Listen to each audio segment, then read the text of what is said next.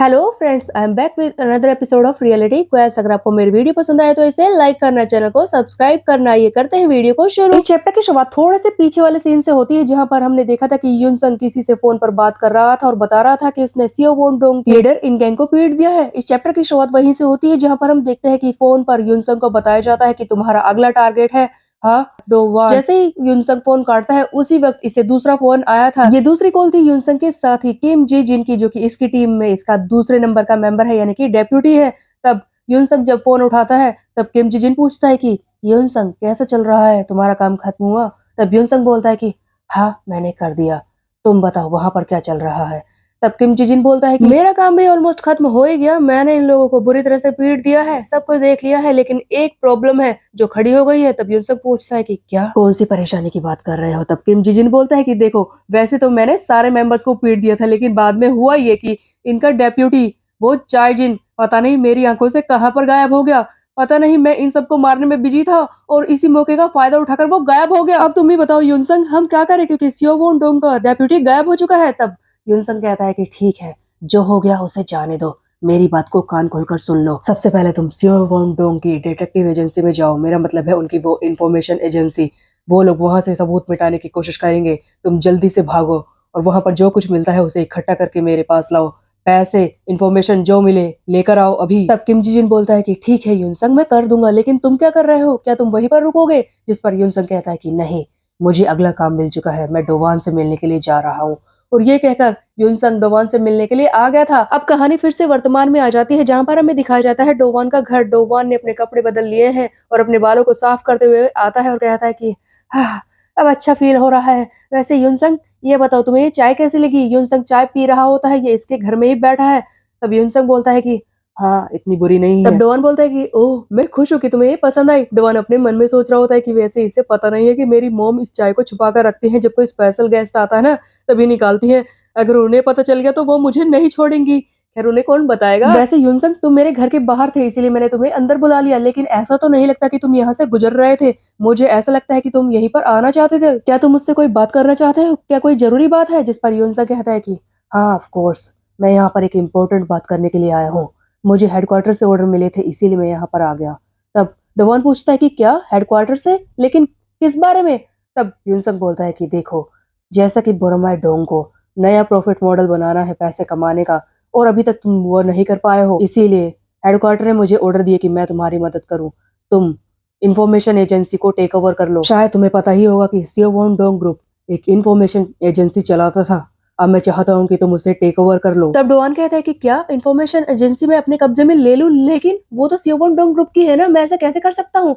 तब युनसंग कहता है कि हाँ मैं जानता हूँ कि वो सियो वोन डोंग ग्रुप की है, लेकिन अब से सियो वोन डोंग ग्रुप और ज्यादा काम नहीं करेगा, इसीलिए वो इंफॉर्मेशन एजेंसी अब किसी की नहीं है, और मैं चाहता हूँ कि बोरोमाई डोंग उसे अपने कब्जे में ले ले। देखो, तुम्हें एक प्रॉफिट मॉडल तो बनाना ही है, और सियो वोन डोंग की ये एजेंसी बहुत ही ज्यादा प्रॉफिट दिलाएगी तुम्हें, तुम अच्छी तरह से पैसे कमा पाओगे। तब डोवान कहते हैं कि क्या एक इंफॉर्मेशन एजेंसी पर मैं अचानक से कब्जा जमा लूं? अरे यार, इस बात को सुनते ही मेरा तो सर चकरा रहा है, तुम किस बारे में बोल रहे हो? तब युनसंग बोलता है कि सियो वोन डोंग ग्रुप की ये इंफॉर्मेशन एजेंसी बहुत ही अच्छा पैसा कमा रही है इस वक्त, और अगर तुम उसे अपने कब्जे में ले लेते हो तो बोरोमाई डोंग ग्रुप भी बहुत ही अच्छे पैसे कमा पाएगा।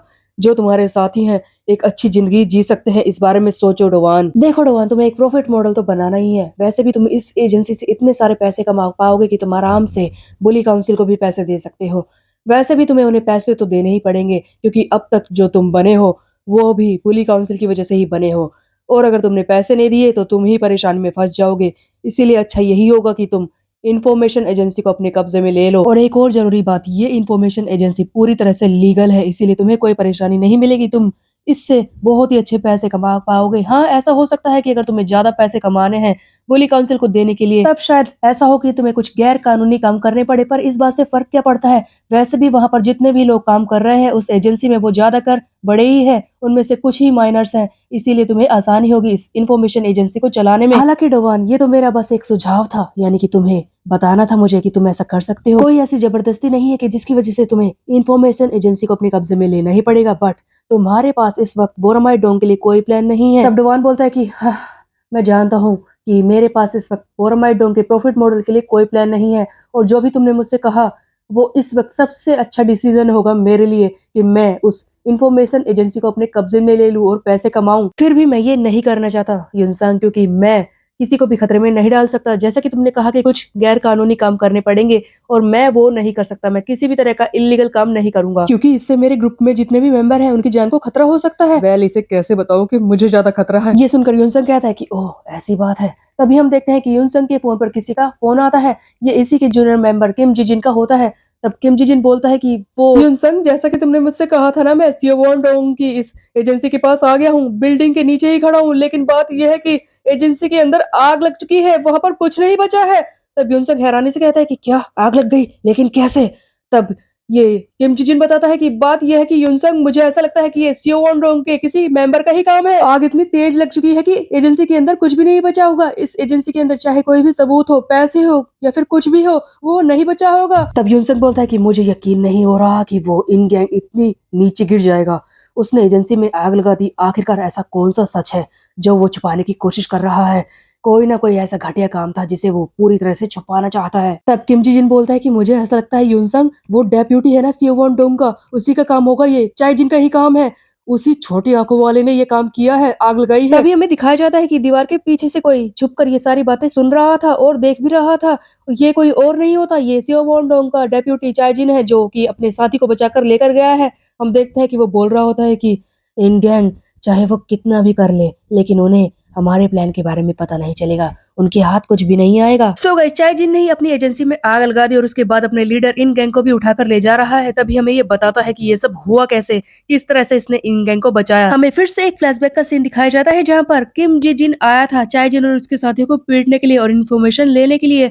हम देखते हैं कि किम जी जिन इसके जूनियर मेंबर्स को उठाकर पटक रहा होता है और डेप्यूटी चाय जिन ये सब देखकर हैरान हो रहा होता है कि क्या मेरी टीम में कोई भी बंदा इसके सामने टिक नहीं पा रहा। हाँ, कितने पथेटिक है। तभी चाय जिन जो कि पीछे खड़ा था, इसके फोन पर एक मैसेज आता है। फोन पर लिखा हुआ था कि इन गैंग यानी कि जो कि इनका लीडर है उसे हरा दिया गया है, युनसंग ने उसे पीट दिया है। और उसी मौके का फायदा उठाकर चाय जिन वहां से भाग गया था और बिल्डिंग में आग लगाने के बाद ये अपने साथी इन गैंग को उठाकर ले जा रहा होता है। तब इन गैंग कहता है कि चाहे कुछ भी हो, मैं उन्हें नहीं छोड़ूंगा। मुझे पता नहीं था कि वो युनसंग इतना स्ट्रांग है। तब चाय जिन बोलता है कि हाँ, हमने ये बिल्कुल भी नहीं सोचा था कि वो इतना स्ट्रांग होगा। तब इन गैंग बोलता है कि चाहे वो कोई भी हो, हेडक्वार्टर हो, डोवान हो या फिर युनसंग, मैं उन सबको डिस्ट्रॉय कर कर रख दूंगा। अब इसके बाद हमें अगले दिन का सीन दिखाया जाता है जहां पर हम देखते हैं कि डोवान वो बुरी तरह से ड्रिंक पी रहा होता है और कह रहा होता है कि आह कितनी गर्मी है, कब से मैं अपने आप को थोड़ा ठंडा रखने के लिए ये ड्रिंक पी रहा हूँ, मेरी हालत खराब हो रही है, कितनी गर्मी है। वैसे ये पहली बार है जब मैं किसी और के हाई स्कूल में आया हूँ। हमें दिखता है कि डोवान किसी और हाई स्कूल में आया होता है जिसका नाम है बोरामाई हाई स्कूल, लेकिन डोवान बोरामाई हाई स्कूल में करने क्या आया है, इसी का जवाब हमें दिखाया जाता है। हमें फिर से एक फ्लैशबैक का सीन दिखाया जाता है जहाँ पर डोवान अपने घर पर सो रहा होता है। इतने में इसका फोन बजता है और ये नींद में ही उठता है और बोल रहा होता है कि हाँ, कौन बोल रहा है। सामने से आवाज आती है कि मैं सियोन हूँ। तब डोवान बोलता है कि हाँ सियोन, बोलो क्या हुआ। तब सियोन बोलती है कि तुम्हें याद है ना, बोरामाई डोंग में 4 ग्रुप के मेंबर है। पहले तुम हो, दूसरी मैं हूँ, तीसरा सीहन है और चौथा है सीही, जो उस दिन तुम्हें बड़े भाई कहकर बुला रहा था। तब डोन बोलता है कि वो डडियल जो आया नहीं था। हाँ। तब सियोन बोलती है कि हाँ वही। देखो पता नहीं क्या हुआ है, जब हमारी लास्ट मीटिंग हुई थी ना, तब से ही सीही फोन नहीं उठा रहा है, मेरी उससे कोई बात नहीं हो पा रही है और वो कई दिन से स्कूल भी नहीं आया है। और देखो हम दोनों एक ही स्कूल में जाते हैं, इसीलिए मैं ये बात कह सकती हूँ कि कुछ परेशानी है तो तुम अभी इसी वक्त यहाँ पर आ जाओ मेरे स्कूल में, बोरामाई हाई स्कूल में। वैसे भी हर बार मैं ही तुमसे मिलने के लिए आती हूँ, तो इस बार तुम आओगे, समझे।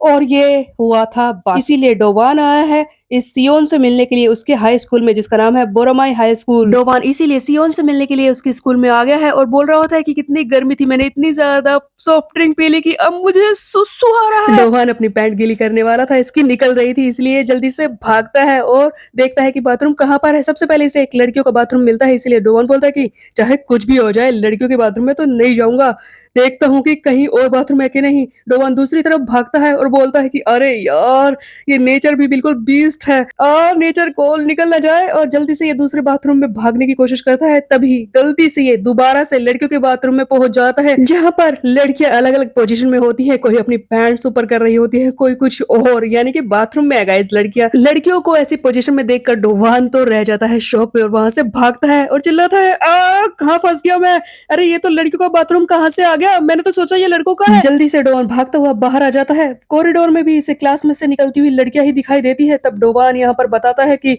अरे मैंने इस बारे में सही से सोचा ही नहीं। इस बोरोमाई स्कूल का नाम था पहले बोरोमाई गर्ल्स हाई स्कूल। इसका मतलब यहाँ पर ज्यादातर लड़कियां ही हैं। बात ये थी गाइस कि इस स्कूल में काफी कम बच्चे एडमिशन ले रहे थे, जिसकी वजह से इसे कोएड कर दिया गया, यानी कि लड़के भी अब यहाँ पर आ सकते हैं। लेकिन इसी साल ये कोएड हुआ था, इसी वजह से हो ये रहा था कि यहाँ पर मेल स्टूडेंट कम ही थे। रोहन को आसपास में लड़का दिखाई भी नहीं दे रहा होता है। सारी तरफ लड़कियां निकल निकल कर आ रही होती हैं, जिसे देखकर हैरान हो रही होती है और बोल रही होती है कि अरे देखो इस गधे को, स्कूल में आ गया हमारे, ये कहाँ से आ गया, इसकी शक्ल तो देखो। अभी भी इस स्कूल में ज्यादातर लड़कियां ही हैं और स्कूल को भी परसेंटेज यानी कि मेल और फीमेल के हिसाब से डिवाइड कर दिया गया है। और डोवाल लड़कियों के सेक्शन में घुस आया था, जहां पर हर तरफ लड़कियां इसे घेर लेती है। तभी पीछे से आवाज आती है, वाह तुम तो किसी और स्कूल से आए हो और हमारे स्कूल में आकर इस तरह से लड़कियों के बाथरूम में घुस आए, तुम तो बिल्कुल नॉटी हो, तुम तो एक बीस्ट हो। तब डोवान बोल रहा होता है कि नहीं नहीं ऐसा कुछ नहीं है, मैं जानबूझ के ऐसा नहीं कर रहा। तब वो लड़की बोलती है कि